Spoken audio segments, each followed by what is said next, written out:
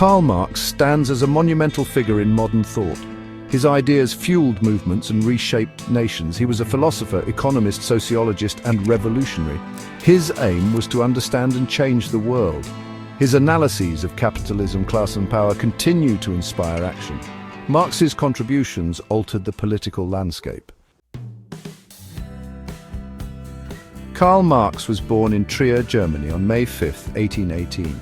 His family was of Jewish descent but converted to Protestantism. This conversion was partly a response to anti-Semitic laws. His father was a lawyer, providing a comfortable middle-class upbringing for young Karl. Marx's academic journey began at the University of Bonn. He initially studied law following his father's wishes. However, his interests soon drifted towards philosophy and literature. After a year, he transferred to the more academically rigorous University of Berlin. Here he encountered the dominant intellectual force of G.W.F. Hegel. Hegel's dialectical philosophy profoundly influenced Marx. However, Marx would later invert Hegel's idealism, focusing on material conditions instead. In Berlin, Marx became involved with the young Hegelians. This group of radical thinkers critically engaged with Hegel's legacy. They sought to apply his philosophical methods to contemporary social and political issues. Marx's doctoral dissertation focused on ancient Greek philosophy. He explored the differences between the Democritean and Epicurean philosophy of nature. His early intellectual development was rapid and intense. His formal academic career was, however, short-lived. Due to his radical political views, a university position became unattainable in the repressive Prussian state. This pushed him towards journalism. He became an editor for a liberal newspaper. The collaboration between Karl Marx and Friedrich Engels is one of history's most significant intellectual partnerships. They first met briefly in 1842. However, their lasting bond formed during a longer meeting in Paris in 1844. Engels, the son of a wealthy German textile manufacturer, had first-hand experience of industrial capitalism. This practical knowledge complemented Marx's more theoretical and philosophical approach. Their shared views on capitalism and revolution quickly cemented their friendship. Engels provided crucial support to Marx throughout his life. This support was not only intellectual but also financial. Marx often struggled with poverty. Engels' financial assistance allowed Marx to dedicate himself to his research and writing. Beyond this material aid, Engels was a vital intellectual sounding board. He co-authored several important works with Marx. He also helped to edit and publish Marx's writings, including volumes of after Marx's death. Their first major joint work was published in 1845. This book was a critique of the young Hegelians, from whom they were now distancing themselves. They argued for a more materialist and revolutionary perspective. The synergy between Marx and Engels was remarkable.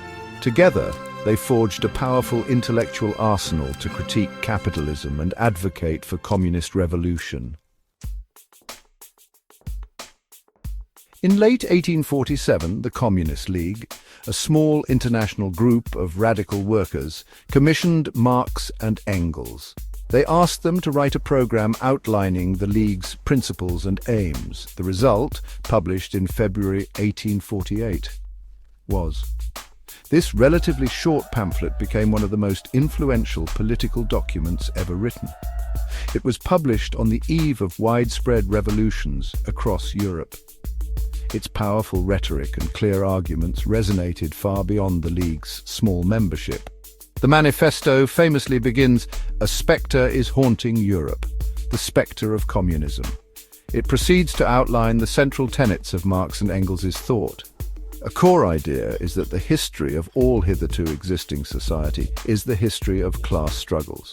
They argued that societies evolve through conflicts between opposing social classes. In the capitalist era, this struggle is primarily between the bourgeoisie and the proletariat. The bourgeoisie are the owners of the means of production.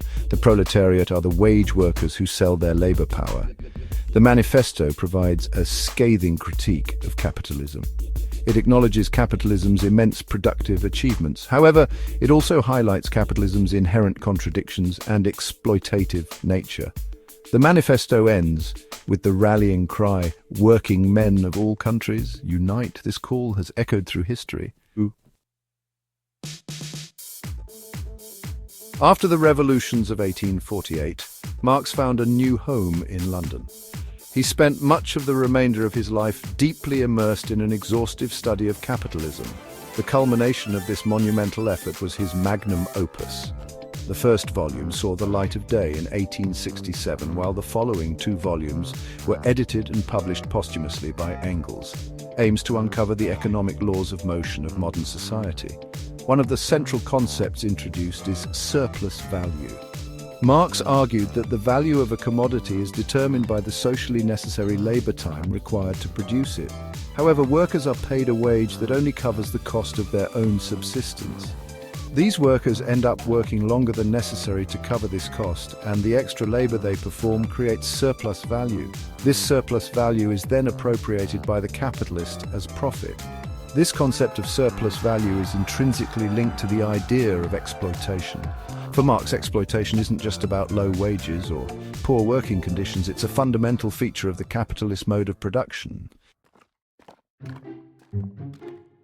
Marx's view of history is known as historical materialism. This approach stands in contrast to idealist philosophies of history. Marx argued that material conditions, particularly economic factors, are the primary drivers of historical change. He believed that the way societies produce and organize their material life shapes their social, political, and intellectual structures. At the core of historical materialism is the concept of the mode of production. A mode of production consists of two main elements, the forces of production and the relations of production. Marx identified several historical modes of production, such as primitive communism, ancient slave society, feudalism, and capitalism. Each mode has its own distinct class relations. Class conflict is the engine of historical development in Marx's theory. Each mode of production, except for primitive communism, is characterized by class divisions. These divisions arise from the relations of production. Marx believed that historical change occurs when the forces of production come into conflict with the existing relations of production. For Marx, capitalism itself was a product of such a historical process, and he also believed it would eventually be superseded by communism.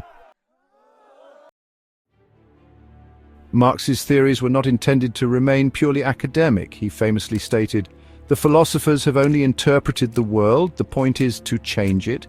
His ideas provided a powerful impetus for revolutionary movements around the globe. The Russian Revolution of 1917 is a prominent example. Led by Lenin, it aimed to establish a socialist state based on Marxist principles. Marx's ideas fueled numerous revolutionary movements and anti-colonial struggles. The 20th century saw numerous governments attempt to implement policies inspired by Karl Marx's theories. These attempts varied widely in their approaches and outcomes. States like the Soviet Union, China, Cuba, Vietnam, and those in Eastern Europe became known as communist states. They typically established centrally planned economies, nationalized the means of production, and implemented one-party political systems. The stated goal was often to build a socialist society as a transition towards communism. However, the reality of these Marxian states often diverged significantly from Marx's theoretical ideals. Marx envisioned communism as a society of abundance and freedom, an end to alienation and state coercion. Many states that claimed his mantle, however, became highly authoritarian, suppressing political dissent and curtailing individual liberties. Economic planning often led to inefficiencies, shortages, and a lack of innovation. The economic performance of these states was mixed. Some achieved rapid industrialization and made significant advances in education and healthcare. However, they often struggled to match the consumer goods production and technological dynamism of capitalist economies. The collapse of the Soviet Union and Eastern European communist regimes in the late 20th century marked a major turning point.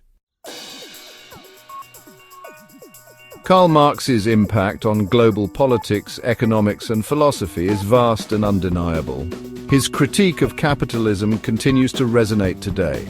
Issues like inequality and economic crises remain pressing concerns. Marx's ideas surface in debates about wealth inequality and economic justice. His work informs discussions on workers' rights and the gig economy. Philosophically, Marx's work continues to inspire critical theory. Engaging with Marx's thought sharpens our critical understanding of the world.